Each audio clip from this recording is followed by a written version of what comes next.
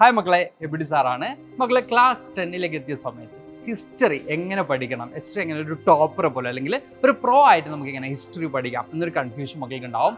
Obviously history പഠിക്കുന്ന സമയത്ത് പല മക്കൾക്കും മടിയാണ്. കാരണം അത്രയും പേജസ് നമുക്ക് വായിക്കാനുണ്ട്, അത്രയും ടോപ്പിക്സ് നമുക്ക് പഠിക്കാനുണ്ട്. പക്ഷേ നമ്മളൊരു പ്രോ രീതിയിൽ ഹിസ്റ്ററി പഠിക്കണമെങ്കിൽ നമ്മൾ ഹിസ്റ്ററി ഒരു സ്റ്റോറി ആയിട്ട് കാണുക എന്നുള്ളതാണ് അതിന് ഏറ്റവും ബേസ് ആയിട്ട് നമ്മൾ ചെയ്യേണ്ടത്. അപ്പോൾ ഞാൻ കുറച്ച് ടിപ്സ് മക്കൾക്ക് പറഞ്ഞു തരാം. നിങ്ങൾ ലൈഫിൽ അപ്ലൈ ചെയ്യുന്ന ടിപ്സ് ആയിരിക്കാം. അപ്ലൈ ചെയ്യാത്ത ടിപ്സ് ആണെങ്കിൽ മക്കൾ എന്ത് ചെയ്യുക, ഇത് നിങ്ങളുടെ ലൈഫിലേക്ക് നിങ്ങളുടെ ഹിസ്റ്ററി പഠിക്കുമ്പോൾ എന്ത് ചെയ്യുക, ഈ ടിപ്സും കാര്യങ്ങളൊക്കെ ആഡ് ഓൺ ചെയ്യാം.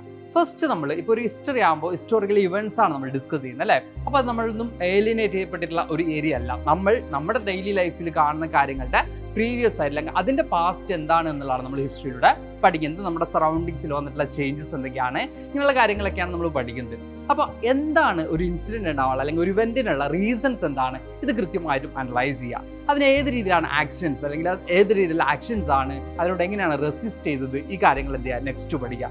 ദെൻ നമുക്ക് കാണാൻ പറ്റും അതിൻ്റെ റിസൾട്ട് എന്താണ്. ഇപ്പോൾ ഞാൻ സിമ്പിളായിട്ടൊരു എക്സാമ്പിൾ പറയുകയാണെങ്കിൽ, ഇപ്പോൾ ഇന്ത്യൻ നാഷണൽ മൂവ്മെൻറ്റ് നമ്മുടെ സെക്കൻഡ് ചാപ്റ്ററാണ് നാഷണലിസം ഇൻ ഇന്ത്യ. അതിൽ നമ്മൾ പഠിക്കുന്നത് ഇന്ത്യൻ നാഷണൽ മൂവ്മെൻറ്റ്സിനെ കുറിച്ചാണ്. അപ്പോൾ ഗാന്ധിയുടെ മൂവ്മെൻറ്റ്സിൻ്റെ ബിഗിനിങ് അല്ലെങ്കിൽ അതിൻ്റെ ബിഹൈൻഡ് ആയിട്ടുള്ള റീസൺ എന്താണ്? യെസ്, ഒബ്വിയസ്ലി അത് ബ്രിട്ടീഷേഴ്സിൻ്റെ എക്സ്പ്ലോയിറ്റേഷൻ തന്നെയാണ് അല്ലേ.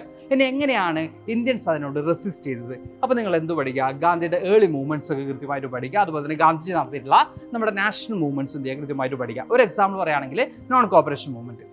നോൺ കോപ്പറേഷൻ മൂവ്മെൻറ്റ് വെറുതെ തുടങ്ങിയതല്ലേ. എന്തിനാണ് തുടങ്ങാനുള്ള റീസണ്? അതിൽ നമുക്ക് കൃത്യമായിട്ട് കാണാൻ പറ്റും ബ്രിട്ടീഷേഴ്സിൻ്റെ എക്സ്പ്ലോയിറ്റേഷൻ ആണ്. റൗലറ്റ് ആക്ടിന് എഗെയിൻസ്റ്റ് ആയിട്ടുള്ള ഇന്ത്യൻസിൻ്റെ റെസിസ്റ്റൻസിനെ അവർ വളരെ ബ്രൂട്ടലായിട്ടാണ് ട്രീറ്റ് ചെയ്തത്. അതിൻ്റെ ഭാഗമായിട്ടാണ് ജാലിയൻ വാലാബാഗ് ഇൻസിഡൻറ്റ് ഉണ്ടായത്. അപ്പോൾ ഇങ്ങനെ നമ്മൾ അതിൻ്റെ റീസൺസ് പഠിക്കുന്നു. ഇതിന് എന്താണ് നോൺ കോപ്പറേഷൻ മൂവ്മെൻറ്റ്? ബ്രിട്ടീഷേഴ്സിനോട് കോപ്പറേറ്റ് ചെയ്യാതിരിക്കുക. അപ്പോൾ ഇന്ത്യൻസ് എന്ത് ചെയ്യുക, ബ്രിട്ടീഷ് എഡ്യൂക്കേഷനൊക്കെ ബോയ്ക്കോട്ട് ചെയ്യുക, ഇങ്ങനെയുള്ള മെത്തേഡ്സ് ഒക്കെ ആയിരുന്നു നമ്മൾ അപ്ലൈ ചെയ്തിരുന്നത്. ഇനി എന്താണ് ഇതിൻ്റെ റിസൾട്ട്? ഗാന്ധിജി കോൾ ഓഫ് ചെയ്യുകയാണ് ചെയ്തിട്ടുള്ളത് ചൗരി ചൗര ഇൻസിഡൻറ്റിലൂടെ. അപ്പോൾ ഇങ്ങനെ കൃത്യമായിട്ടും റീസൺസ്, അതിൻ്റെ ആക്ഷൻസ്, അതിൻ്റെ റിസൾട്ട് ഈ ഒരു രീതിയിൽ തന്നെ എന്ത് ചെയ്യുക, മക്കൾ പഠിച്ചെടുക്കുക. അതേപോലെ തന്നെ എക്സാമിനേഷന് പോകുന്നതിന് മുമ്പ് തന്നെ നമ്മൾ ഏറ്റവും കോംപ്ലിക്കേറ്റഡ് ആവുന്ന ഒരു ഏരിയ ആണ് ടൈം ലൈൻ അല്ലെങ്കിൽ ഇയേഴ്സ് പഠിക്കുക എന്നുള്ളത്. ഏറ്റവും കൂടുതൽ മക്കൾക്ക് മടിയുള്ള ഒരു കാര്യമാണ് ഇയേഴ്സ് പഠിക്കുക എന്നുള്ളത്. നമ്മുടെ സ്റ്റഡി റൂം അല്ലെങ്കിൽ നിങ്ങളുടെ റൂമിൽ കൃത്യമായിട്ട് എന്ത് ചെയ്യുക, ഇയേഴ്സ് ഡിഫറെൻറ്റ് കളേഴ്സിൽ, ഇപ്പോൾ ഓരോ മൂമെൻറ്റ്സിനും ഓരോ കളേഴ്സ് മക്കൾ കൊടുക്കുക. ഇങ്ങനെ ഡിഫറെൻറ്റ് കളേഴ്സിൽ എന്ത് ചെയ്യുക, ഇയേഴ്സ് ഒരു ക്രോണോളജിക്കൽ ഓർഡർ ആയിട്ട് ഒട്ടിച്ച് വെക്കുകയാണെങ്കിൽ അത് നിങ്ങൾ ഡെയിലി കാണുന്ന ഒരു കാര്യമാണ് അല്ലേ. അപ്പോൾ വളരെ ഈസി ആയിട്ട് മക്കൾക്ക് എന്ത് ചെയ്യാൻ പറ്റും, അത് പഠിച്ചെടുക്കാൻ പറ്റും. എപ്പോഴും നമ്മൾ കണ്ടുകൊണ്ടിരിക്കുമ്പോൾ അതെന്ത് ചെയ്യും, നമ്മുടെ മൈൻഡിലേക്ക് അത് വരും അല്ലേ.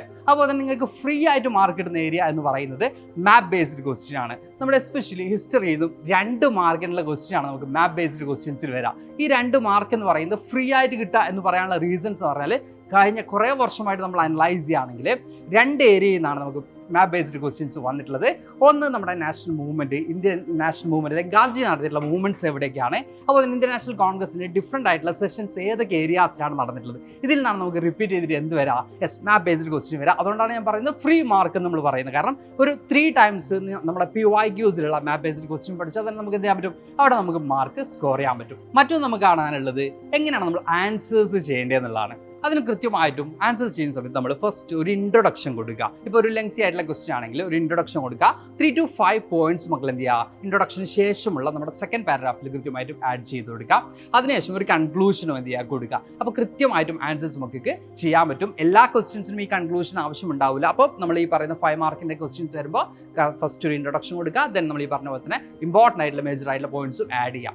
അതുപോലെ തന്നെ ശ്രദ്ധിക്കേണ്ട മറ്റൊരു കാര്യമാണ് കീവേഡ്സ്. ഇപ്പോൾ നാഷണലിസം, ലിബറലിസം, റെവല്യൂഷൻസ്, ഇങ്ങനെയുള്ള കീവേഡ്സ് ഒക്കെ കൃത്യമായിട്ട് നിങ്ങൾ അപ്ലൈ ചെയ്യുകയാണെങ്കിൽ ഓക്കെ, നിങ്ങളൊരു പ്രോ ആണ് എന്ന് ആർക്കും മനസ്സിലാക്കാൻ പറ്റും. യെസ്, നമ്മുടെ ആരാണോ ഈ ആൻസേഴ്സ് നോക്കുന്നത് അവർക്ക് കൃത്യമായിട്ടും മനസ്സിലാക്കാൻ പറ്റും. അപ്പോൾ ഈ ഒരു മെത്തേഡൊക്കെ യൂസ് ചെയ്യുകയാണെങ്കിൽ ലൈക്ക് എ പ്രോ നിങ്ങൾക്ക് പഠിച്ചെടുക്കാൻ പറ്റും. ലാസ്റ്റ് ആയിട്ട് ഞാൻ പറഞ്ഞൊരു സജഷൻ എന്ന് പറയുന്നത്, നിങ്ങൾ NCERT ആണ് ഫോളോ ചെയ്യുന്നത്. ലൈൻ ബൈ ലൈൻ വൺസ് എങ്കിലും നിങ്ങൾ പഠിച്ചിരിക്കണം. അപ്പോൾ കൃത്യമായിട്ട് നിങ്ങൾക്ക് എന്ത് ചെയ്യാൻ പറ്റും, നല്ല മാർക്കോട് കൂടി എക്സാമിനേഷൻ പാസ്സാവാൻ പറ്റും.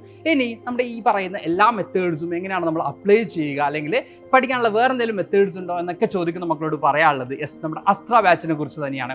നമ്മൾ ഡെയിലി ലൈവ് ക്ലാസ്സസും DPPs ആണെങ്കിലും കൃത്യമായിട്ടുള്ള എക്സാമിനേഷൻസ് ആണെങ്കിലും പേൾ വീഡിയോസ് ആണെങ്കിലും ഒക്കെ പ്രൊവൈഡ് ചെയ്യുന്ന കിടിലൻ ബാച്ചാണ് അസ്ത്ര ബാച്ച്. മക്കൾക്ക് എല്ലാവർക്കും അറിയാം. സ്റ്റിൽ ജോയിൻ ചെയ്യാത്ത മക്കളുണ്ടെങ്കിൽ ഓടി വന്നോളൂ, നമുക്ക് അടിപൊളിയായിട്ട് എന്ത് ചെയ്യാം, ഈ ഒരു വർഷം പഠിച്ച് സെറ്റാക്കാം.